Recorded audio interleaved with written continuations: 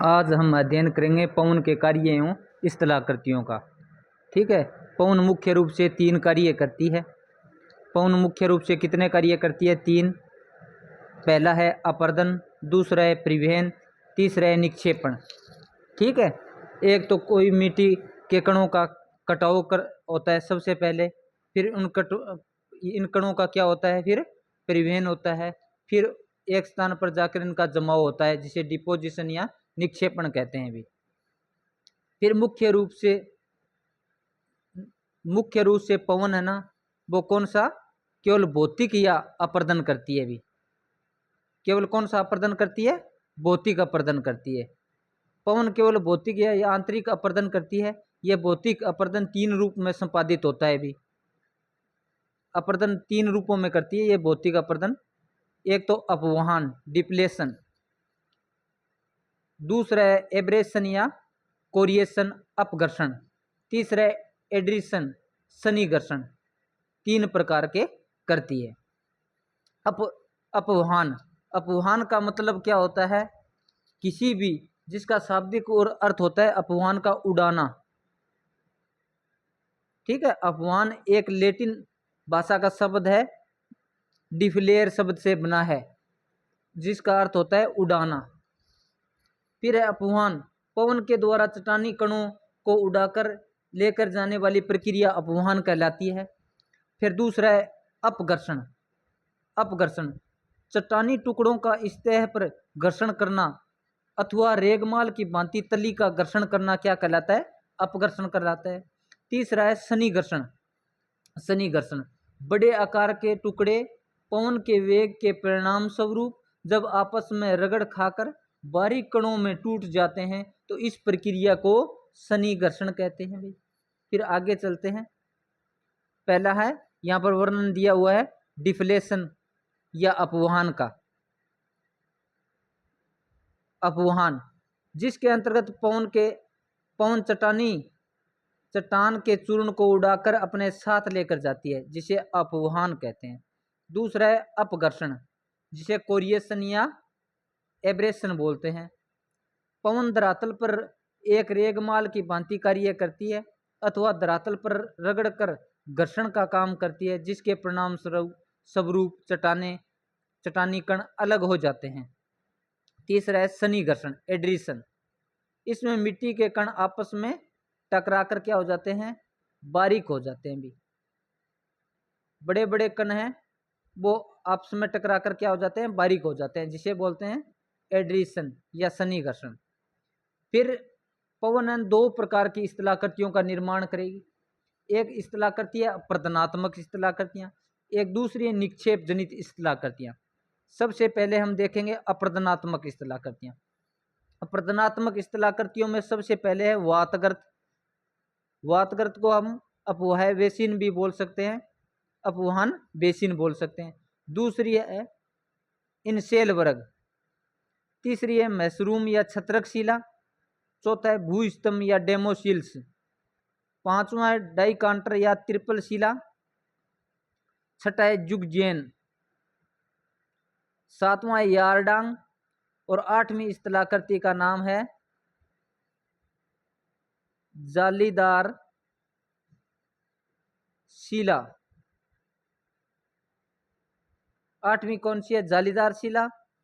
और 9वीं स्थलाकृति की यदि हम बात करें तो 9वीं है पुल एंड खिड़की।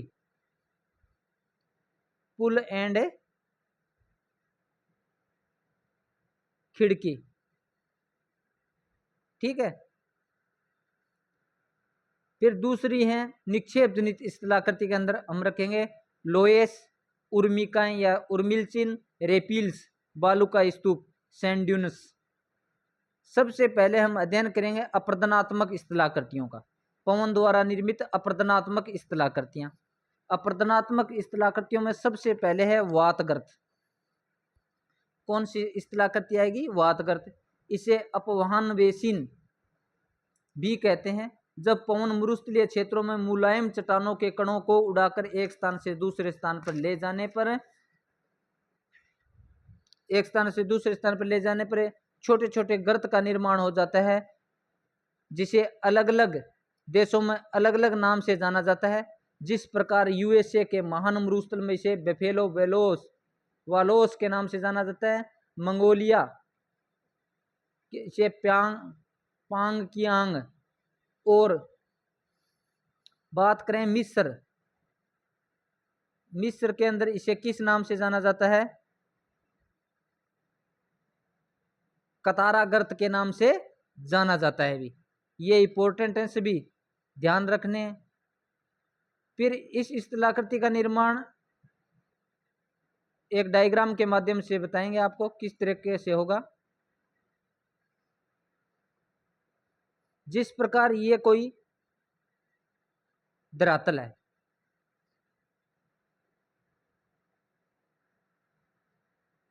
यहां से अपर्दन हो गया मुलायम चट्टान का, और यहाँ क्या होगा, एक गर्त, एक कीप के समान या अंडाकार गर्त का निर्माण हो जाता है, जिसे अपवहन बेसिन कहा जाता है भी। फिर बात करते हैं दूसरी स्थलाकृति इनशेल वर्ग। इनशेल वर्ग का निर्माण किस प्रकार होता है, पवन के द्वारा निर्मित गुम्मदाकार या टीलेनुमा संरचना, जो कि पवन की अपघर्षण क्रिया के परिणाम स्वरूप बनती है।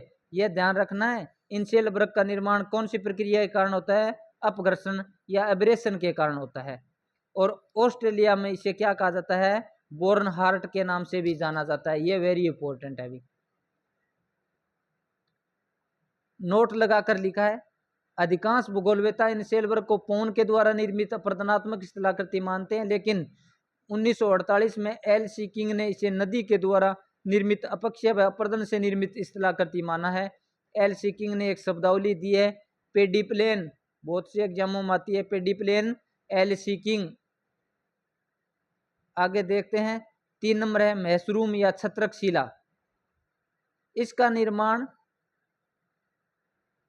यहाँ पर है, कठोर चट्टानें तो खड़ी रह गई, और यहाँ पर मुलायम चट्टानों का क्या हो गया, अपर्दन हो गया। यहाँ पर फिर को कठोर चट्टान है, यहाँ पर एक छतरी नुमा आकृति बन गई, जिसे छत्रक शिला के नाम से जाना जाता है भी। अलग अलग देशों में इसे अलग अलग नाम से जाना जाता है। सारा मरुस्थल में इसे गारा कहा जाता है, जर्मनी में इसे फिट्जफेल्सन के नाम से भी जाना जाता है। पवन के अपकर्षण के परिणाम स्वरूप निर्मित छतरी नुमा संरचना महसरूम या छत्रक शिला कहलाती है।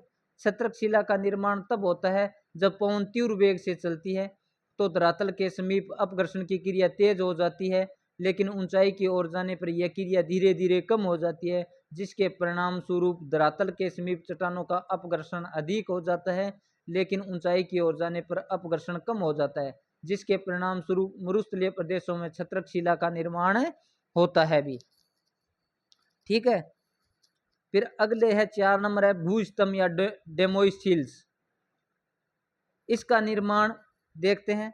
शुष्क व अर्ध शुष्क मरुस्थलीय भूभाग में मुलायम चट्टानों के ऊपर कठोर चट्टानों का आवरण होता है, तो इसके नीचे उपस्थित मुलायम चट्टानों का अपर्दन नहीं हो पाता है, अतः ये कठोर चट्टानें मुलायम चट्टानों को संरक्षण प्रदान करके एक स्तंभ की भांति संरचना का निर्माण करती है, जिसे भूस्तंभ कहते हैं। इस डायग्राम के माध्यम से हम देख सकते हैं, यहाँ पर ये कौन सी हैं, ये सभी हैं कठोर चट्टानें, कठोर चट्टानें। नीचे हैं मुलायम चट्टानें, ये मुलायम चट्टानें।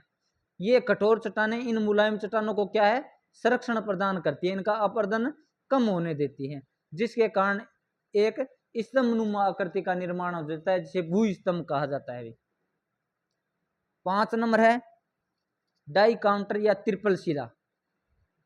इसके अंदर क्या होता है, इसके अंदर अपघर्षण के परिणाम स्वरूप एक ऐसी स्थलाकृति का निर्माण हो जाता है जिसके 3 फलक हो।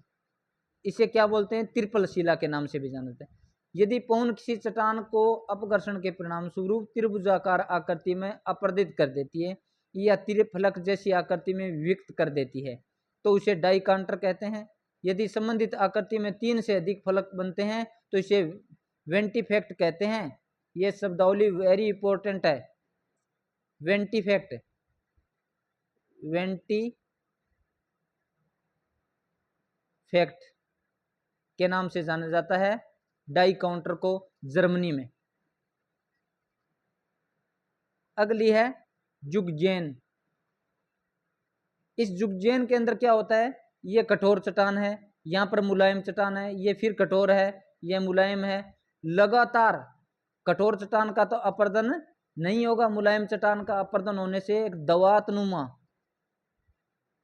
दवातनुमा संरचना का निर्माण हो जाता है, जिसमें चट्टान क्या होती है, क्षैतिज रूप में चट्टानों का जमाव होता है और उसमें एक दवातनुमा संरचना का निर्माण हो जाता है, जिसे जुगजेन के नाम से जाना जाता है। जब शुष्क व अर्ध शुष्क भूभाग पर कठोर व मुलायम चट्टानें एक दूसरे के समांतर या क्षैतिज रूप में स्थित होती हैं, तो इन पर अपक्षय व विशेषक अपर्दन के परिणाम स्वरूप एक दवातनुमा संरचना का निर्माण हो जाता है, जिसे जुगजेन कहते हैं। विशेषक अपर्दन क्या होता है? विशेषक अपर्दन, विशेषक अपर्दन की यदि बात करें तो इसमें अपर्दन की दर अलग अलग होती है। कठोर चट्टान पर तो अपर्दन की दर कम होती है, मुलायम चट्टान पर अधिक होती है, जिसे विशेषक अपर्दन के नाम से जाना जाता है। अगली इस्तिलाकृति है यारडांग। यारडांग इस्तिलाकृति। यारडांग किस प्रकार यारडांग का मुलायम होता है?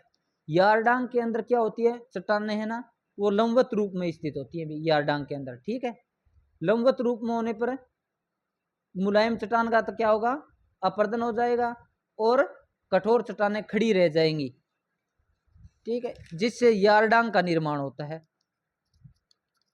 फिर देखें तो ये डायग्राम बनाया हुआ है और इस तरीके से भी इसका निर्माण हो जाता है,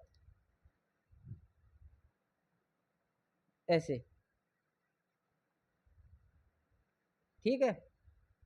यहाँ पर मुलायम चट्टान का अपर्दन, कठोर चट्टान खड़ी, मुलायम चट्टान का अपर्दन एक नुकीली संरचना के रूप में शेष रह जाती हैं या खड़ी रह जाती है। यारडांग का निर्माण तब होता है जब कठोर और मुलायम चट्टानें लंबवत रूप में स्थित होती हैं, वर्टिकल। इसमें अपघर्षण के परिणाम स्वरूप मुलायम चट्टानों का अपर्दन हो जाता है, लेकिन कठोर चट्टानों का अपर्दन नहीं हो पाता है। अतः मरुस्थलीय भूभाग में कठोर चट्टानें नुकीली संरचना के रूप में खड़ी रह जाती हैं, जिसे यारडांग कहते हैं भी।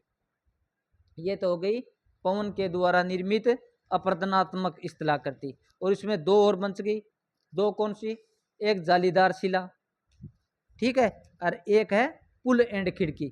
जालीदार शिला, जालीदार शिला की बात यदि करें हम, 8 नंबर जालीदार शिला। जालीदार शिला के अंदर इस प्रकार की भू आकृति का निर्माण होगा भाई,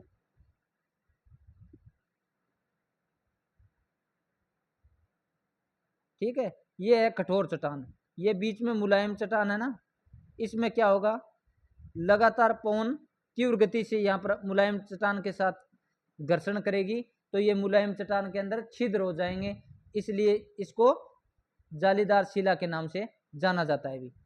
9 नंबर है पुल एंड खिड़की। पुल एंड खिड़की के अंदर क्या होता है, लगातार अपर्दन होने से यहाँ पर मुलायम चट्टान है वो अलग हो जाती हैं और यहाँ पर आर पार दिखाई देता है भी, ठीक है। इसे क्या बोलते हैं, पुल एंड खिड़की। इसे तो खिड़की बोलेंगे, इसे क्या बोलेंगे, पुल, इसे बोलेंगे खिड़की, ठीक है। फिर आगे चलते हैं निक्षेप जनित इस्तिलाकृतियां। यदि निक्षेप जनित इस्तिलाकृति की बात करें तो सबसे पहले आएगा लोएस। लोएस क्या होता है, पवन के द्वारा बारीक मर्दा के कणों का जमाव लोएस कहलाता है भी। फिर हमें पता होना चाहिए लोएस शब्दावली का सबसे पहले प्रयोग किसने किया था, ये है लोएस। लोएस है एक फ्रांस के अंदर गांव है लोएस, ठीक है। शब्दावली फ्रांस से ली गई है भी, फ्रांस का एक गांव है लोएस। फिर अलग बात करें लोएस के संदर्भ में, तो लोएस शब्दावली का सर्वप्रथम प्रयोग किया था किसने, रिचथोपेन मोदे ने। रिचथोपेन मोदे ने या रिचथोपेन मोदे ने इसका सर्वप्रथम प्रयोग किया। फिर हमें पता होना चाहिए ये लोएस का पठार कहाँ है, लोएस का पठार, लोएस का पठार है चीन के अंदर, चाइना के अंदर। फिर हमें पता होना चाहिए लोएस को अलग अलग देशों में अलग अलग नाम से जाना जाता है। जिस प्रकार बेल्जियम और फ्रांस में तो किस नाम से जाना जाता है? बेल्जियम और फ्रांस में इसे लेमन के नाम से जाना जाता है भी। बेल्जियम और फ्रांस में क्या है? लेमन के नाम से जाना जाता है, और यूएसए में इसे एबोर्ड के नाम से जाना जाता है भी। आगे चलते हैं। उर्मिल चिन्ह या उर्मिकाएं, रेपिल्स।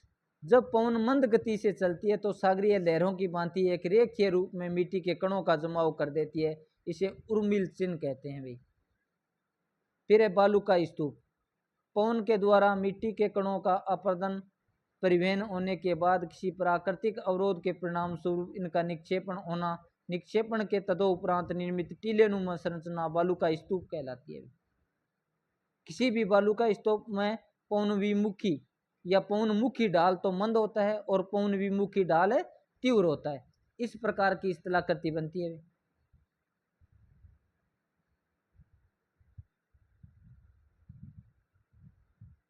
ये पवनमुखी ढाल है, ये तो क्या होगा?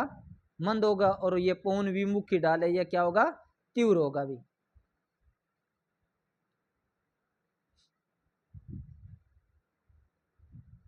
फिर आगे शुष्क व अर्धशुष्क भूभाग पर मुख्य रूप से निम्नलिखित बालुका स्तूपों का निर्माण होता है, जिस प्रकार अनुदैर्ध्य बालुका स्तूप, जिसे पवनानुवर्ती बालुका स्तूप भी कहते हैं।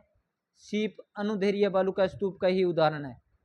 फिर है अनुप्रस्थ बालुका स्तूप या बरखान बालुका स्तूप।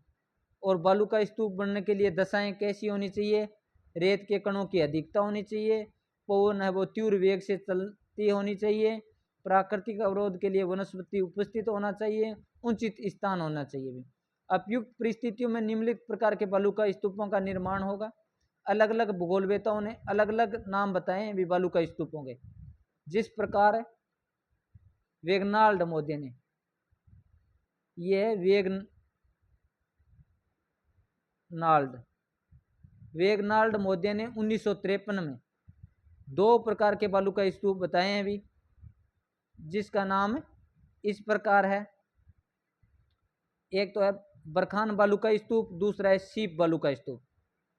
फिर दूसरे भूगोलवेता हुए हेंग मोदे ने 1941 में 3 प्रकार के बालुका स्तूप बताए हैं भी। अनुप्रस्थ बालुका स्तूप, अनुदैर्ध्य बालुका स्तूप। तीसरा है पैराबोलिक बालुका स्तूप। फिर मेल्टन मोदे ने 1960 में 3 प्रकार के बालुका स्तूप बताए।